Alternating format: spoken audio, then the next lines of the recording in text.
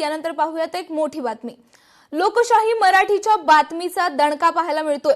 वसईच्या मोरी गावात अनधिकृत घरं होती आणि या अनधिकृत घरांना तहसील कार्यालयाकडून नोटीस बजावण्यात आली आहे। 7 दिवसात घरे पाडण्याचे आदेश देण्यात आलेले आहेत। सरकारची फसवणूक करणाऱ्या लोकांवर कारवाई होणार का? बुलेट ट्रेन प्रकल्पात इतर ठिकाणी देखील बोगस घर बांधण्याचे प्रकार झालेत का? दोषी अधिकारी आणि स्थानिकांवर कारवाई होणार का असे प्रश्न उपस्थित होत आहेत। याबाबत तहसीलदार कार्यालयाच्या बाहेरून आढावा घेतलाय आमचे प्रतिनिधी उमेश करंजकर यांनी। वसईच्या मोरीगाव या परिसरामध्ये बुलेट ट्रेनचा प्रकल्प सुरू होता, मात्र या कामामध्ये कशा प्रकारे अनियमितता आहे, बोगस घर दाखवून जे करोडो रुपये लाटण्याचा प्रकार सुरू होता, हे लोकशाही मराठीच्या माध्यमातून समोर आणण्यात आलं आणि त्यानंतर आता कारवाईचे आदेश जे आहेत ते तहसीलदारांनी दिलेले। पुढच्या 7 दिवसामध्ये ही सर्व घरं तोडायचे आदेश या नोटीसनुसार देण्यात आलेले आहेत।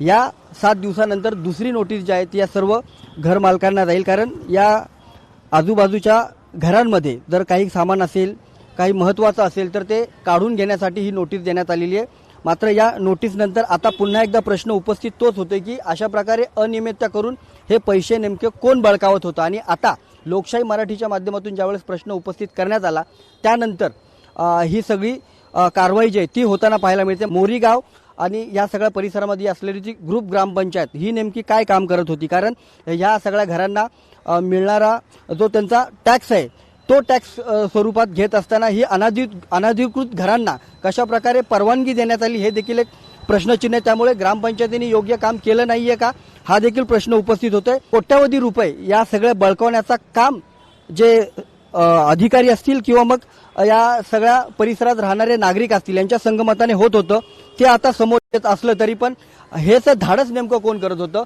या प्रकारे आधी जर असाच घोटाळा झाला असेल तर ते कोट्यावधी रुपये नेमके कोणाच्या खिशात गेले हा प्रश्न अजूनही अनुत्तरित आहे। त्यामुळे या कारवाईच्या सगळ्या मुळाशी जाणं देखील तेवढंच महत्त्वाचं असणार आहे।